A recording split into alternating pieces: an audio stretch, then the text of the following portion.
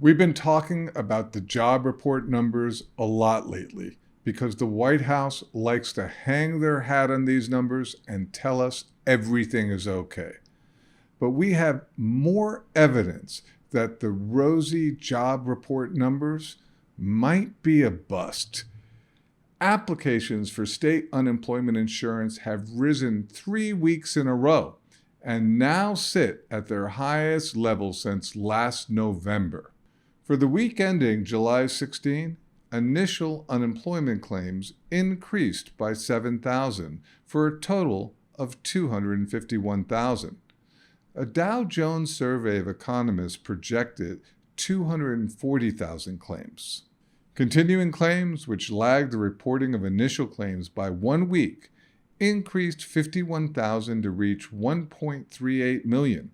That's the highest total for continuing claims since the week ending April 23rd. Regular viewers of my economic updates know that I have been sounding the alarm on America's unemployment picture. We have been told repeatedly that the nation is benefiting from a strong job market, and that this strong job market is evidence that we will avoid a recession. The headline numbers have looked good. Since March, monthly unemployment has stood fast at 3.6%, which suggests the nation is at full employment. However, there are questions to the legitimacy of that number, based on how the Bureau of Labor Statistics defines being unemployed. Unemployment is measured as a percentage of the labor force, but the labor force specifically excludes those citizens who have given up on looking for work altogether.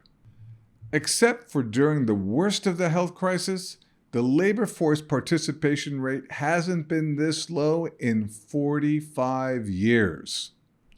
Recently, we learned the Philadelphia Federal Reserve Index, a measure of the manufacturing output in the Pennsylvania, New Jersey, and Delaware regions, dropped to a negative 12.3 in July.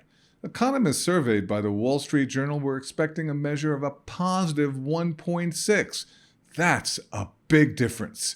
And the Atlanta Federal Reserve real-time GDP forecasting model now says second quarter GDP is on track to come in at a negative 1.6%. It would be the second consecutive quarter of negative GDP, and it would mean that the country is in a technical recession. If you're relying on White House economists or the Federal Reserve for your economic news, well, there's probably nothing to worry about, because they'll most likely dismiss the recent uptick in unemployment numbers as much ado about nothing. But given their track record of late, I'm not buying it. Until next time. Hey guys, Joe Montana here with my man Devlin Steele.